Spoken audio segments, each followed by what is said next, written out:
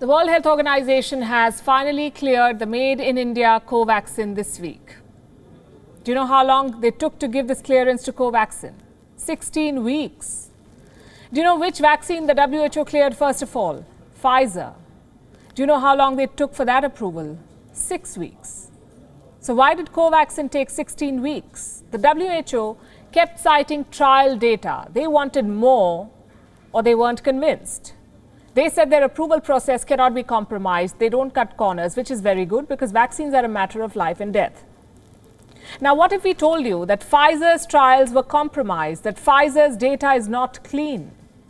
A whistleblower has blown the lid of Pfizer's clinical trials. Others have joined in to corroborate her version. Pfizer has not commented yet.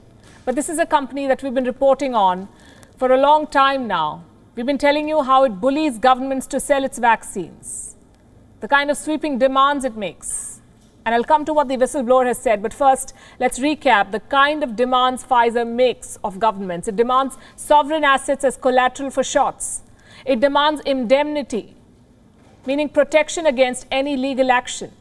It controls donations, meaning even if you pay for the vaccine, Pfizer will decide how and where you can donate it. It even decides delivery dates and when it will be sued, where it will be sued in case something goes wrong.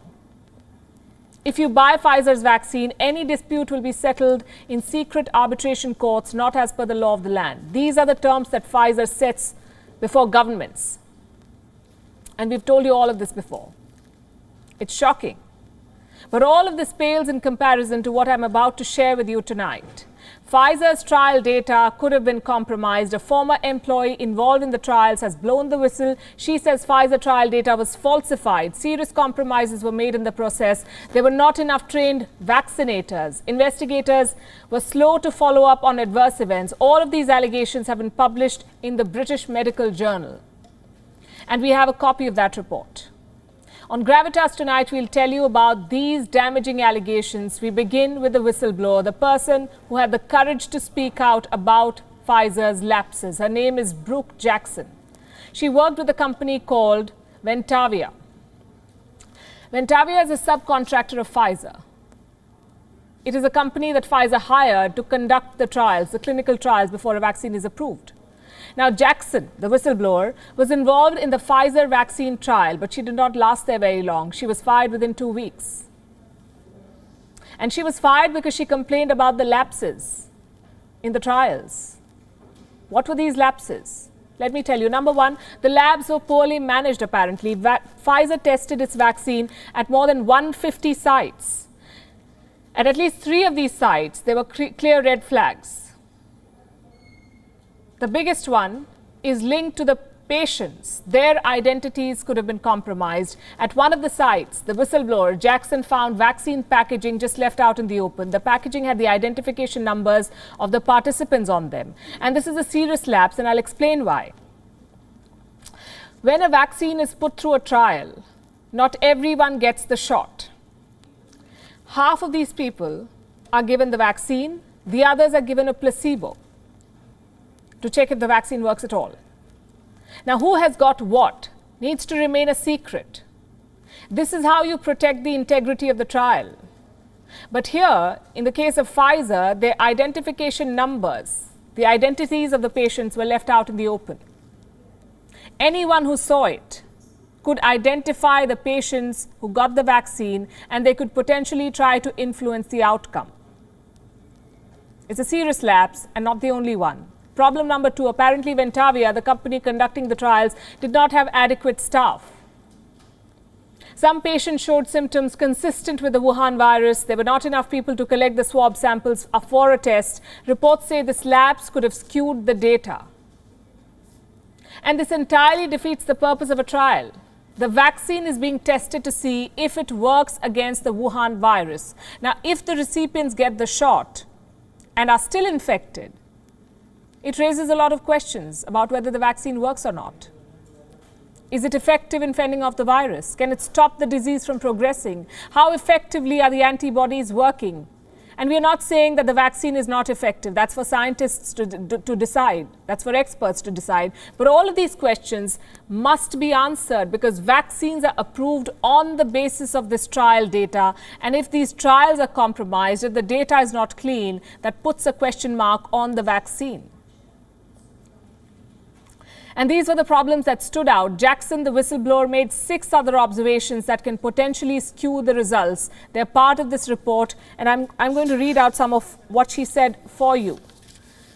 She says the participants were placed in a hallway after injection and not being monitored by clinical staff, lack of timely follow-up of patients who experienced adverse events, protocol deviations not being reported, vaccines not being stored at proper temperatures, mislabeled laboratory specimens, and targeting Ventavia staff for reporting these types of problems.